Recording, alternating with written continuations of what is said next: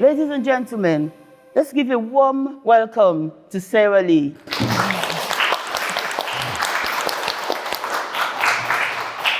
Thank you. Thanks so much, and thank you to Florence for that amazing intro. I'm really, really happy to be with you here today at the Writeidea. It seems like a really great festival, and I hope you've all been enjoying it.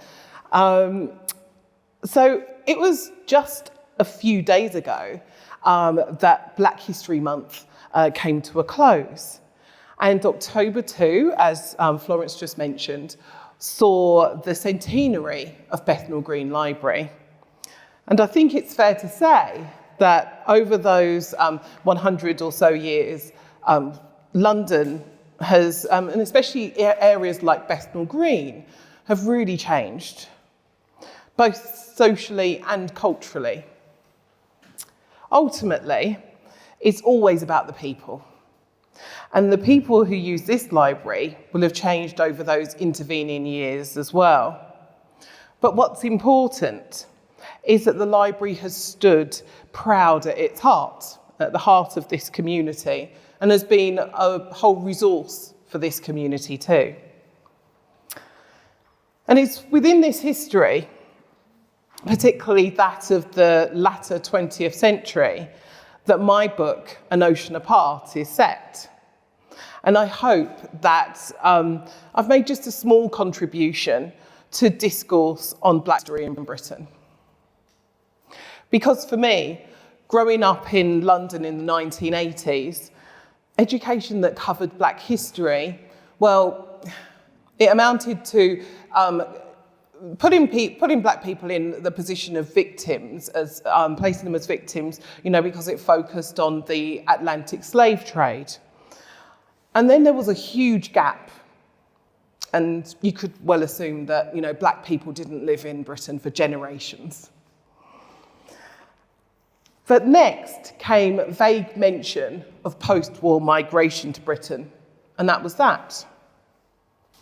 But as some of you may know, as far back as the 1500s, Black people have been in Britain, and a Black man named John Blank was actually in King Henry VIII's court. He was a trumpeter in the court.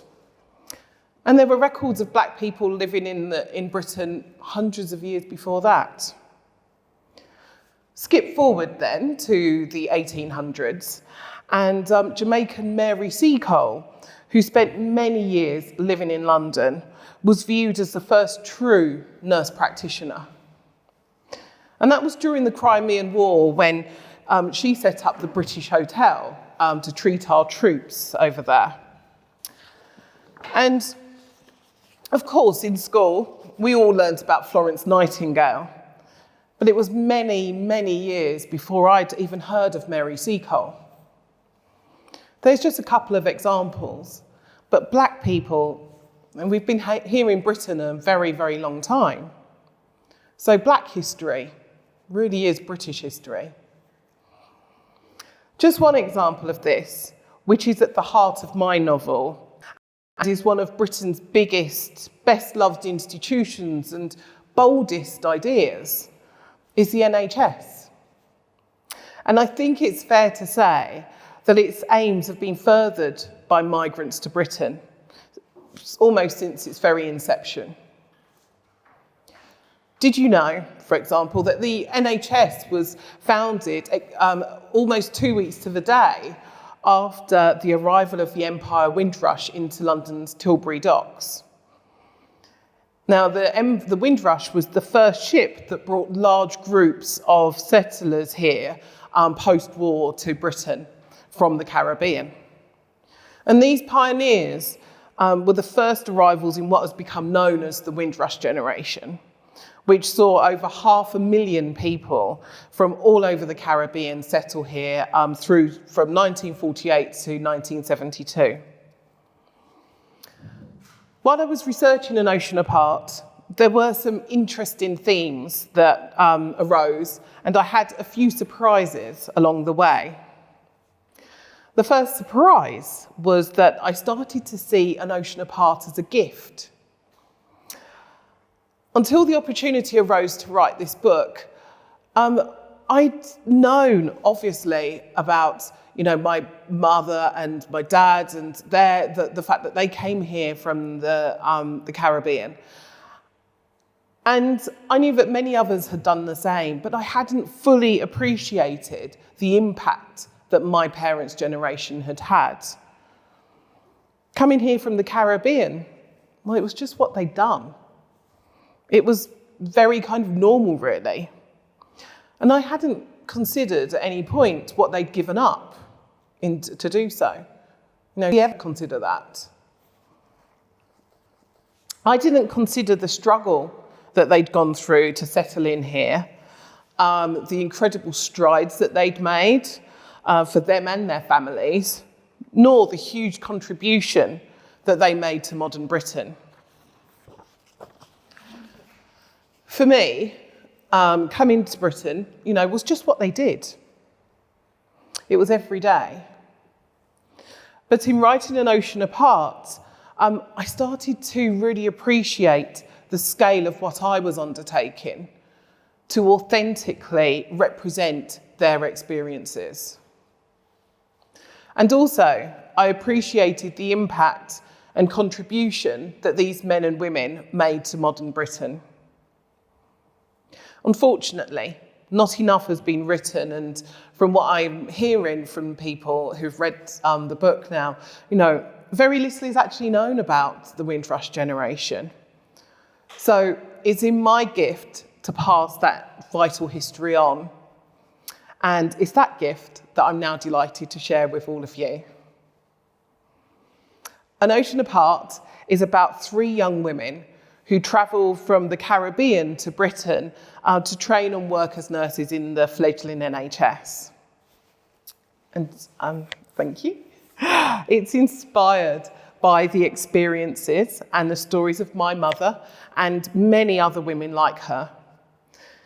My mum came here in 1960, trained as a nurse and spent 48 years caring for others in our NHS, including some time working right just down the road, actually, at Mile End Hospital. While she was there, she did her midwifery training. So actually, that was part of her training, to get her SRN as well. Reflecting on historical facts, my characters are invited here by the British government from its colonies to help Britain with its post-war labour shortage. And so they see it as coming to the motherland to be of assistance. And from there, the story tells of their friendships, their loves, hopes and dreams, and of the challenges of life in 1950s Britain. Now, one of the themes I do explore in the book is that of the mother country, which, frankly, is an accessory of colonialism. And colonialism, really, today, isn't something that we would celebrate, and it's very troubling. But An Ocean Apart is set in the 1950s, and the mother country mindset was very much alive. And I found it interesting how the men and women that I interviewed shared that view. Indeed, it was commonplace among older West Indian people. Perhaps unsurprisingly, as it was British history that was taught in West Indian schools, and the legal systems were based on British law. Then in Barbados, for example, where my mum's from, the rediffusion, the national radio service, got much of its programming from the BBC. And as my mum told me, English people headed up many Barbados institutions. All this was long before the island became independent, and of course, way before it gained its republic status, which was about a year ago now, coming up to a year ago. So even though I'm very aware that today there is a lot of dismay around the institutions and the mindset of colonialism, my book is a product of its historical setting. To understand this more, I spoke to my mum, and she said, We were inexperienced about politics. We were just accepting of the way that certain things were presented to us. We weren't introduced to our own history or even geography on a significant level. It was all overshadowed by the idea that we were British, and it was wonderful to be British. Then there was a sense that Barbados was special, so prized that Britain didn't release it under changing treaties, so it felt like a feather in our cap as a country. My passport said British subject and citizen of the United Kingdom and colonies, and that's how I accepted it to be. So that was my mum's view, and that of many others at the time. But times have changed, of course. Unfortunately, for newcomers to Britain, the mother country as a concept didn't always live up to reality when they got here, and many experienced the ugly face of racism. It's a theme that I cover in the book, and regrettably, it was all too prevalent. Now, interestingly, a number of people have asked me since reading An Ocean Apart if those kinds of racist incidents really happened. I'm glad you're laughing. I'm comforted by that somehow, because I was really surprised at how shocked they were when I said yes. Now, I mean, obviously, even if the incidents in the book were fictional, similar experiences are all too common in reality, even today. Their shock, though, does give me some hope that today's society has changed enough, at least, that there is some understanding with many in society that such racism is wholly unacceptable. But this takes me to my next theme. One point that struck me from my research is the way that we, in Britain, how we talk about immigration. All too often, when talking about migrants coming to Britain, there is a negative tone to such discourse. Just this week, for example, we've heard in the news about the so-called migrcrisis. I don't know if everyone's feeling that way, but, you know, it's a crisis, apparently. And the Home Secretary has been on a war footing as she flew to Manston Immigration Centre by Chinook. I think the optics say it all. Immigrants are often seen as coming here for what they can gain from British society. It matters little if they're seeking asylum from persecution, or if they're looking for opportunities to improve their lives and that of their families through education, or if they're coming here to work and to contribute to the British economy. They're viewed confusingly as either work-shy scroungers or job thieves, taking employment opportunities that should go to British people. It stands in stark contrast to commentary around British people that have migrated to countries like Spain, for instance, who are described as expats. And rarely, oh so rarely, do we highlight the benefits that migrants bring to Britain, and that they even provide any kind of net gain at all. However, it's quite clear that the NHS, for example, that wonderful institution that has become a national treasure, it simply couldn't run without foreign workers. Almost 20% of the NHS workforce is foreign, and 40% of doctors and nurses. It would completely collapse without them. And without those very early pioneers like my mother and thousands of others who came from overseas to join the fledgling NHS and became instrumental to its success, the NHS would have been a lesser organisation. And what struck me from my research with these early pioneers is just what they left behind in their homelands when they came here. Again, it's something that we never talk about, but migrants, when they leave their homeland, they leave behind so much. They leave behind their families, their culture to an extent, their food, their everything, really, everything that they have ever known. And especially when you consider that the women who came here as part of the Windrush Generation, a lot of them were barely 20 years old. And so they'd not really known anything else. And especially, again, think back to the 1950s when my book is set, and travel at the time was very, very different to how it is today. Many people, at the time, people had to travel for 3 weeks by sea to get here.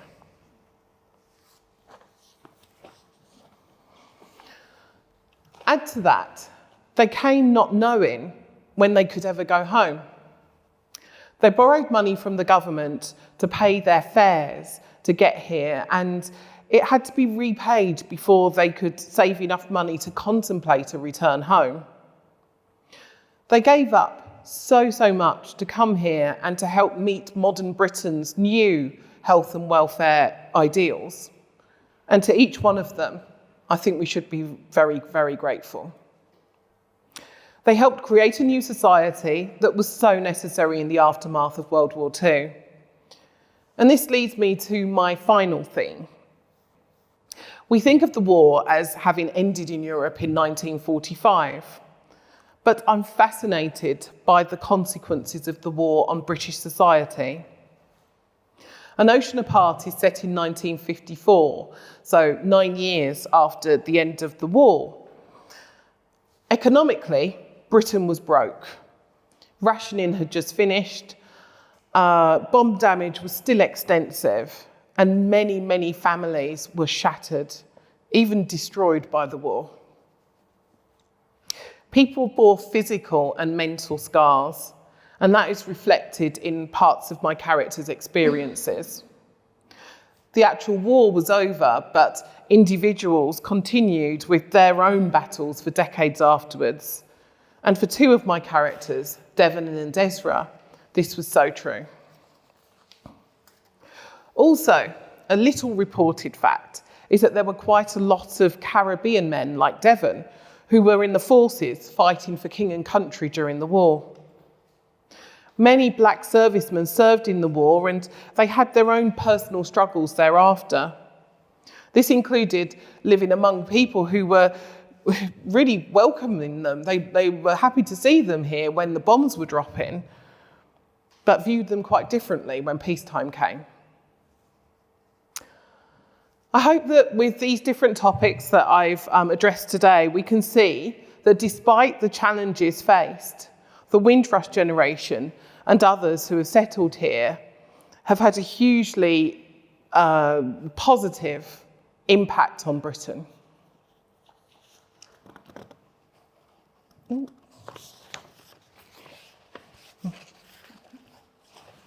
And just like I say as well, Black history is British history.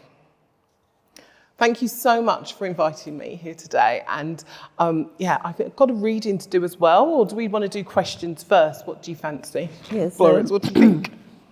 Moderating us. Yes. Yeah. I'll do a few questions to get her to catch some breath. Most of the things I was going to ask you about, you actually touched on them. Yeah. I noticed that the impact that the nurses, the young ladies coming from the Caribbean had on the NHS, they helped to shape the NHS. So when did you first realize that you wanted to write, based on the many hats that you wear? Okay, so I'm not one of these people who thought they had a book in them all of their life, you know. I was really just a journalist until somebody around here put me forward for something. Kate Thompson, that's who I'm referring to there, an old friend of mine, yes. And actually, I think it's a positive story, so I will tell a bit more about that actually, which is that Pan Macmillan, my publishers, were looking to really this was in the aftermath of the murder of George Floyd and Black Lives Matter, really taking hold, in 2020 and 2021. And Pan Macmillan realised that they weren't really walking the walk. That they were talking about diversity and inclusion, but they didn't really have enough diversity in their list or among their authors, and so they wanted to publish this story. So they then looked for a writer, and it was serendipity that Kate put them in touch with me, but I have that history, that heritage of Windrush and, nursing in my background. Yeah. That leads me to the next question, which says, what is the significance of the title, being that you mentioned Windrush, Caribbean, NHS, young men coming working in the British Rail, going to fight in the war? What was the significance? Yeah, I think there's an awful lot of ways in which you can interpret the title An Ocean Apart. I think it can be about mindset. And I think that a lot of us feel often as though we're an ocean apart, but we're actually far more, have far more in common than we have that divides us. And I see it a lot because with one of my other hats on, I travel a lot. And I'm always reflecting on the fact that wherever you go in the world, people are kind of similar. They just want peace around them. They want to be happy and to look after their families and to be able to provide for them. It's pretty simple. But we often think that they're different. They're so different to us. And there isn't, there isn't that much that divides us. And then another aspect to it, though, is, as you know, within the story, there's Connie, one of the main characters. She's got her daughter back in Barbados. And this was a really, really common aspect for Windrush Generation. Many people came here and they left their children back home until they were able to afford to provide for them here and to have them come up here. But one of the things as well, when young people had children back in the days, they literally banished, they're not allowed to talk about them because it brings disgrace to the family. That too, yes. Absolutely, yes. Yeah. So what really inspired the idea of your book? Apart from your friend getting you involved, and your mother's experience, and you being in travel, and with all the other many hats that you wear, something must have triggered, or you must have been thinking about writing, or something must have triggered or inspired you to write a book. It's really that my mum's experiences as well. Like I say, I hadn't really thought about it because it was just so commonplace for me. So many people I knew were part of the Windrush Generation movement, that it was just normal. But then I realised that no one really talks about what they did and the impact they had, So I felt some responsibility then to be able to bring that to people. Because when you think about it, back in the days, I'm originally from Africa, and during the slave trade, and they took some people to Africa, and some left in the Caribbean, and then the NHS started, and they were bringing young Caribbean women to work in the NHS, and it's just like a circle going around with this Windrush generation. It's all across the globe, and then you think about the colonies. And when you mentioned about these young people coming, and people here thinking that they're coming to take their jobs. Yeah. But then these Caribbean and African countries were colonized. Yes, they were colonized, they were all under British colonies. And it's only recently some of them start gaining their independence again. So really, leads me to my next question. What were the main themes of the book, and how would you describe your writing style and content structure? Well, I think actually there's an art project that there's something I've just seen it on Twitter recently, and I want to be careful that I don't misquote it. So look it up. But it's there's a big poster up in Kilburn currently, and it's got all of the Windrush and the Caribbean flags around the outside. And it says something along the lines of, we didn't come to Britain, Britain came to us. And I don't know if you've seen it. These people, there's lots of nodding heads. Yes, you've seen it. Good. You know what I'm talking about. Did I get it right? Thank you. And it makes sense. Yeah. And that's it, really. It's just as you say, first of all, Britain went to Africa, and then it took African people to the Caribbean. And, the Caribbean existed there, of course, beforehand, but we were taken into that picture. The sugarcane plantation. Yeah, definitely, yeah. There's a lot of sugarcane in Barbados. And then, then Britain claimed it as its own. Well, Caribbean people became British. And there's a very strong sense, I think, as I explained from what my mum, from her perspective, she felt she was British because that's what she was told, growing up. And so then we came here to support. We came here to, as you'll hear from the chapter in the chapter I read, there's a strong sense. It's a chapter of Ruby's, who's a bit naive, bless her. She's a very sweet character, but she's a bit ditzy. But there's a strong sense from her that she's coming here to help, and she sees it as being part of the extended family. So that's what for me is one of the big themes, and what encouraged me, inspired me, was to make that clear, really. How important was the time period of the setting to the story? I mean, it's critical, really. Yeah, it could have been. I could have gone for Windrush itself, 1940s, but there's actually a lot of historical fiction that's set in the 40s because of the Second World War. So the aim here was to take it on and to do something a bit different within that genre. So yeah. And people ask you about the racism you mentioned in the book and whether it's real, and you say yes. And you think of, so I would say, like, what perspectives or beliefs have you challenged with this book work? Obviously people will be asking you questions and they'll challenge you about what you wrote, whether it's real, whether it's happening in the world today. And sometimes if you haven't experienced it, you don't know. But obviously people in the Windrush time and from the Caribbean and from Africa and the NHS, they've all experienced it. Hence, your mother's experience and other family members and yourself growing up in the UK. So what your perspectives on that? I think one of the main objectives for me would be to give migrants some humanity in people's eyes.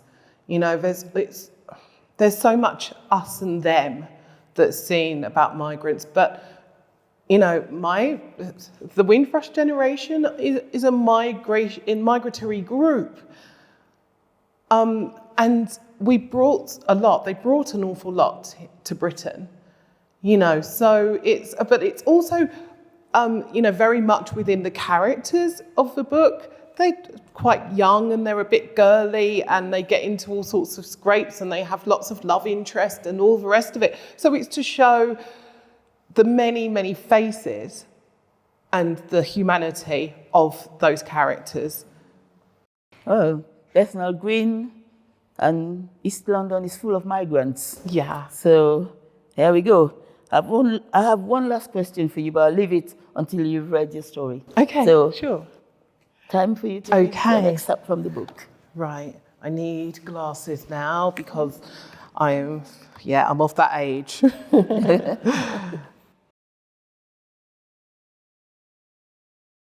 Okay, so I am going to be reading from chapter 2. So there are no spoilers, you're quite safe. And like I say, this is Ruby's first chapter from Ruby. She's one of our sisters, along with Connie, who's just arrived in the country from Barbados. And they're being picked up at London Tilbury by their friend Devon. And he's transported them into London for their pickup there. Scenes of her new homeland rushed before Ruby's eyes. It felt familiar, yet strange and wondrous all at once. She felt she could almost be back in Barbados at the Empire Cinema in Bay Street, watching one of her favourite dramas made in London. To everyone else, the rush of green countryside fading into towns huddled with houses were at best unremarkable on this increasingly gloomy, dank winter's day. But nothing could stifle Ruby's first impressions.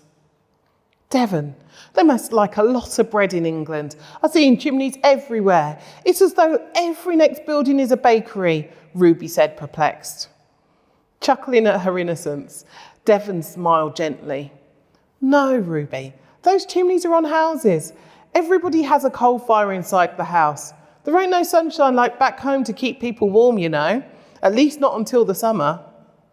Oh, she said, then returned to her window, transfixed for the duration of the journey. Look, Connie, this must be London now. Look at the buildings, Ruby gushed minutes later, her eyes almost as wide as her mouth in awe. But wait, is that the Tower of London? Yes, it is, Devon replied. Lord have mercy, it's just like in the pictures. Beautiful, she finally exhaled. Devon smiled, again catching Connie's eye. Connie, how you can make this whole journey without once looking out the window, Ruby said, all but oblivious to the chemistry bubbling between Devon and her sister. From Fenchurch Street, the trio hopped on a bus the short distance to Liverpool Street Station. Come along, we haven't got all day to be waiting on your sort, bristled the conductor. Devon stiffened a little as they boarded and found seats. All aboard, the conductor bellowed. There was a ding-ding of the bell and the crank of a ticket machine as the bus juddered into action, spewing exhaust fumes into the evening air. The fumes mingled with the stench of the city, smoke whirling from chimneys, a stale, earthy odour emitting from underground stations, and the reek of beer from a rabble of pubs. Every sight, every sound, every smell seeped into Ruby's consciousness. This is what Britain is all about, she thought, excitement building inside. But questions swirled in her mind. What would the hospital be like? What would their rooms be like? What would the other nurses be like? So many questions that Ruby couldn't wait to get answers to. Arriving at Liverpool Street Station, Devon escorted the girls to their meeting point. Then, giving them both a hug, he wished them well for the next stage of adventure. I hope you enjoy Hertfordshire, he said to Ruby, then paused as he spoke to Connie. I think you'll like it here, but keep in touch and let me know how you're getting on. I'd love to hear from you when you're settled. Waving him off, Ruby met the woman at the small desk with a broad smile. I'm Ruby Haynes, and this is my sister Constance Haynes. Ah, yes, you're the last two we're waiting for, the prim woman replied, putting a tick next to their names on her list. Come, Connie, Ruby said, linking her arm with her sister's. We need to get on that train over there. She gave her sister a sideways glance. Did you even see all the sights on the journey, or were you too busy with just one of them? I saw the way Devon looked at you as he left us just now, she teased. Stop it, Ruby, man, Connie protested, a little sheepishly. I'm sure Devon isn't interested in me. He's been up here all this time with those girls in London. He is nice, though, and such a gentleman for meeting us, she trailed off as they boarded the train. By the time the train pulled into Four Oaks Station, it was dark, and every shop in the small market town was shuttered for the day. A biting wind blew along the platform, and the girls were pleased to find some warmth as they boarded an Austin K8 minibus to the hospital. Welcome, welcome, ladies. At the nurses' home, a tall, slim woman in her mid-50s greeted them from beneath a portrait of Queen Elizabeth II. I'm Matron Valerie Wilson, and we're delighted to have you here with us at St Mary's Hospital. The matron struck an elegant figure and spoke eloquently. Ruby was immediately impressed with the smart silhouette of her uniform, which seemed to make her ivory skin glow, even in the pale light of the nurses' home lobby. As many of you are aware, Great Britain has undertaken a remarkable project these past 6 years. This has always been an incredible country, and our strength of spirit and character revealed itself as we held strong against the tyranny of fascism in the war. And if we had one failing, it was in the nurturing and care of our citizens. We, however, are a pioneering nation, and you girls will be playing a vital role in the development of our National Health Service. According to its architect, Mr. Bevan, it will become the jewel in the crown of British life, and it is already proving to be a model of exemplary healthcare for the rest of the world.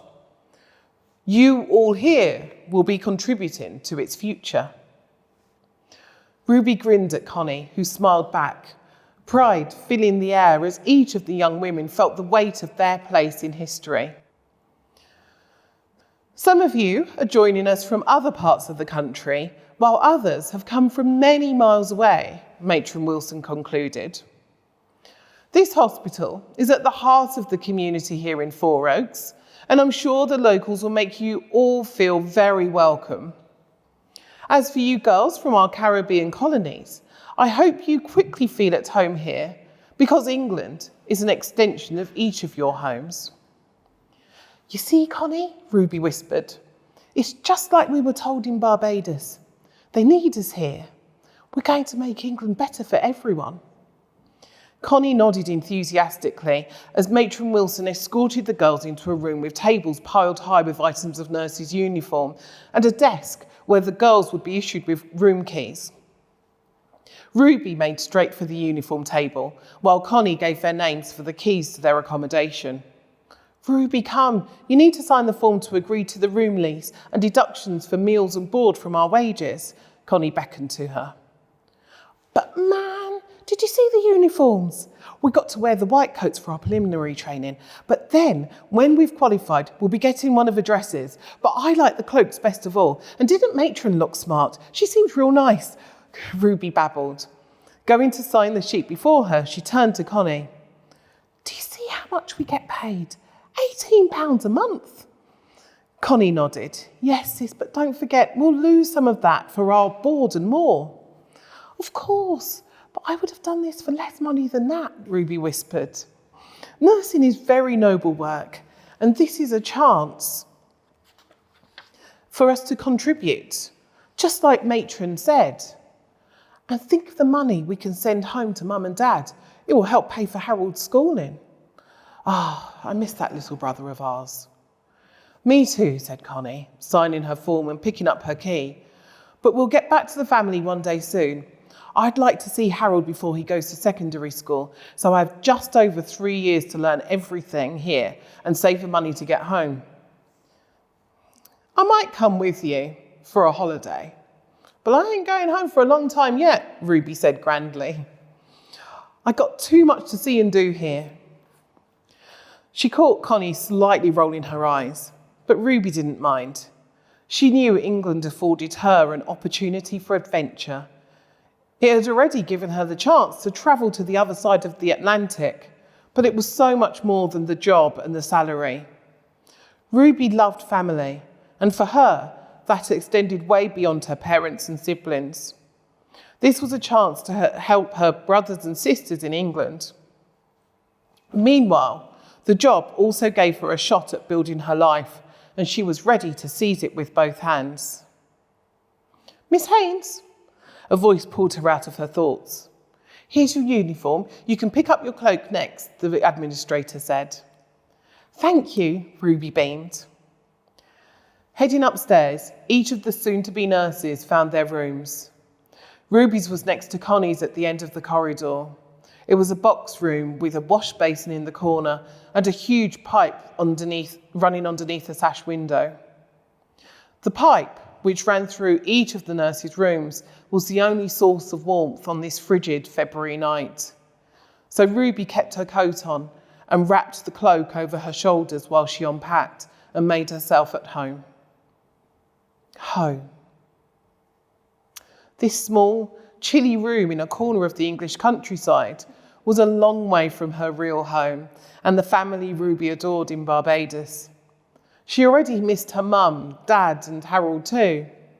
But if home is where the heart is, Ruby's heart was quickly warming to life in England.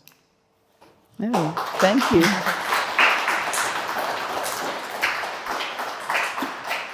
Thank you. Wow, that was interesting. It's funny when you say home. In those days, everyone comes here with the intention of studying and going back home.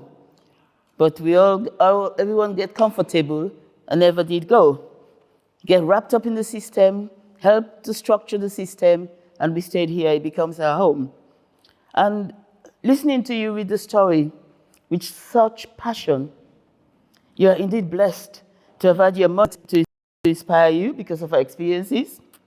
Kate, who is your friend, mentor, and co-journalist, to have inspired you. And Terry, not to forget him, to be serving the food and making the cups of coffees. Did he tell you about that as well? No, I read about all that in your acknowledgement. Oh, right, oh, okay. Yeah, that's true, I did. So, Sarah, before we go on to the Q&A, what next for you? Well, I have submitted a synopsis for a second book, so, watch this space, see if we can get a follow-up to it all. Okay. And other than that, I'm back to travel. I've got this November is a big month in travel for a big trade show here in London, so I'm off to that next week, and busy with planning a conference in the Cayman Islands next year, if anyone wants to come. Yeah, come along. Is it to do with trade and travel? It is. It's actually for travel bloggers and influencers. I've been reading about that in YouTube. Yeah. Yeah, so I'll look out for you then. Okay. Over to you, ladies and gentlemen. Anyone's got questions? Yeah, I was just going to ask. Where is that? You said they're in the English countryside. I missed how outside London were they? Well, Four Oaks is made up, but it's a fictional town, but it is in Hertfordshire. Yeah. That's quite interesting because most immigrant narratives tend to keep to the big cities. Oh. Quite interesting that you're in a small English town rather than the big city. Purely because my mum trained in Hertfordshire. Yeah, my mum was at Herts and Essex Hospital for her training. So I was like, that would be nice to, base it there. Have to slip in a few little tributes here and there. Yeah. I know it's based on mainly your mum's experience, but did as part of your research to speak to any other? Oh yeah, absolutely, yes. They are again mostly from Herts and Essex as well, but I spoke to a few other women who trained there at the same time, and it's just so interesting. I mean, they had some common experiences, of course, but of course, everybody's got a different perspective too, and they came for different reasons. And I'm very interested in people's motivations as well, what encouraged them to leave the Caribbean and come here to this freezing cold island. I did a couple, yeah. But, mostly it was focused on the women though, because it was more, the book is all about women. And I think as well, it's nice to be able to centre Caribbean women's experiences. It doesn't happen very often certainly not in literature. So yeah. Any other questions?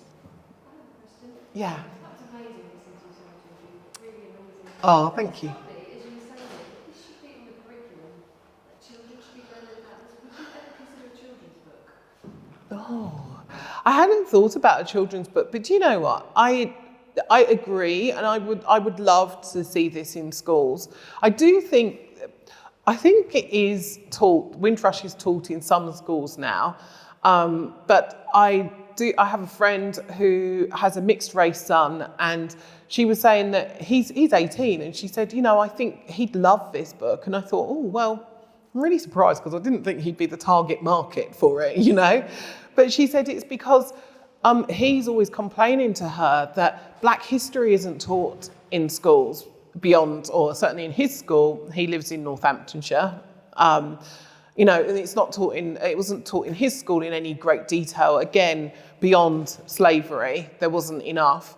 So I'd love to see more positive stories told, more just a broader history of the Black experience in Britain taught in schools. So I hadn't considered a children's book, but I also know that Floella Benjamin, who's also published by Pan Macmillan, just getting a little mention there, she's written 2 children's books, one for young adults and one for small children, more of an illustrated book called Coming to England. And that's based on her experiences of coming here as a child as well. So, yeah, might be able to follow in her footsteps with that. Okay. Any more questions? I don't have a question, but I just like another comment that, when we're talking about the monument in Kilburn, it's kind of a similar message to the new statue that's in Waterloo, which is like the Windrush monument, which is also like, I think like you called and we came or something. Yes. I think it's interesting, there's more things now that kind of change the narrative a bit about kind of how England became as it is. Yeah. I think that's right. That's the poem there, isn't it? You called, we came. That at the Windrush monument at Waterloo. Yeah, I think that's it as well. It is about changing the narrative. Like I was talking about earlier, there's so much around migrants that are just coming here for for what they can gain. But actually, there were many migrants that came here because they were invited. First of all, just like many of them, well, the vast majority of Windrush people, they were invited here, and they were already British anyway. So there's that, and then also that they really did contribute. They really did offer something to this country and to the economy and to our health and our welfare, which isn't that huge. Actually, it's only post-war, so 1948. That Bevan did implement the NHS, and Britain started looking more broadly at the welfare of its citizens. Before that, it was just like, you had to pay for everything. But we're so privileged, and I think we've seen it so much in the past few years as well with the COVID pandemic, just how fortunate we are to have healthcare that's free at the point of delivery. It's a fantastic resource for us all.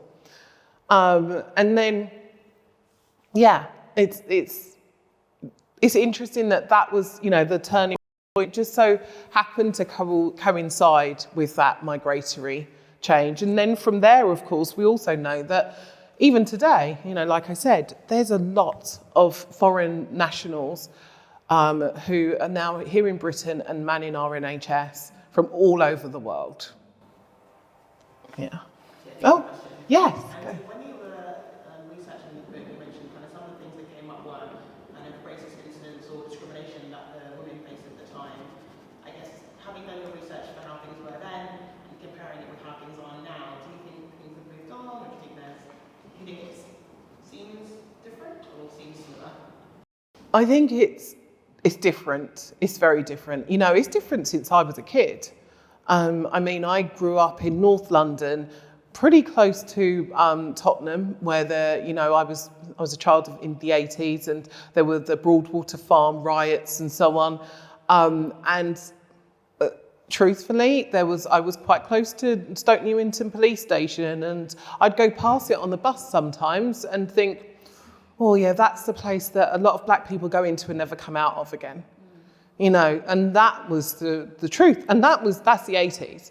So, the 80s was a step on from the 1950s and 60s when my parents' generation came here and there were signs up saying, no blacks, no dogs, no Irish. no Irish, no dogs. I can't remember exactly how it goes, but I think we were pretty low down the list. So probably the other way around. We were probably just above dogs, I think. So yeah, things have moved on. It was very overt then, and there was no issue with that, even through to the 70s and I think the early 80s, perhaps, you know.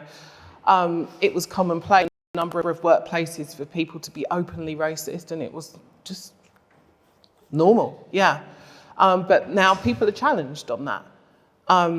Unfortunately, we're still dealing with a lot of covert and institutionalised racism, but I think it's every step forward is a positive thing. Yes. Question over there. I'd like to know how you actually imagined yourself into the mindset of your principal characters and the two sisters, and how you fictionalised the details and their experiences. Did you speak to your mum and her, and ask her, did she help you with that? How much influence did you have when you wrote your book? Interesting. She didn't really have a huge influence, but I think one of the things that came forward for me was just how simple, not to say they were simple, but that life was for them at the time, you know, and as young women, they just had a relatively sort of simplistic view of things, but it was also very, it was a charmed thing in a way, you know, it was just nice. And so, yes, you know, there were aspects to Ruby's like innocence, you know, she's very innocent character. And they all have a certain level of innocence about them, which I think is what has come across from all of the women that I interviewed for it. But then equally, there's also another character in it, Billy, who she's a bit more racy and a bit, yeah, she's very ballsy. So, you know, you get the full rounded experience with the three of them, I feel. But yeah, I don't know, did that answer your question? Yeah, I hope you enjoy it. Thank you. Yeah, so it will be good what your Kate said to think about a simplified version for kids, because I know Michelle Obama's book, a simplified version has been made for children, which is in the children's library. So something like this is very interesting and should be carried on to the younger generation, because they need to know about this as they grew up. Yeah, you know, absolutely. Because this is history. Yeah. And it's history that's not going away. And it's history that they need to know about, because they need to know about their roots. And as parents and adults and young people, we should teach the younger generation about their youth, about their roots and their upbringing and where they come from. Because as I say, we say, if you don't know where you're going, know where you come from. But also not just where, I agree with you, absolutely, but also not just where they come from, but what they've contributed. Contributed, yes. You know, and to have pride in that as well. Yes. I think often there isn't enough for Black people in Britain to have pride in, take pride in, and we should. Acknowledgement. Yes, exactly. Yeah. So we would like to thank Sarah, if anyone else hasn't got any more questions. We would like to thank Sarah and you, the audience, for attending. Yes, and thank you. Thank you so much for being here this afternoon. And let's give a round of applause for Sarah.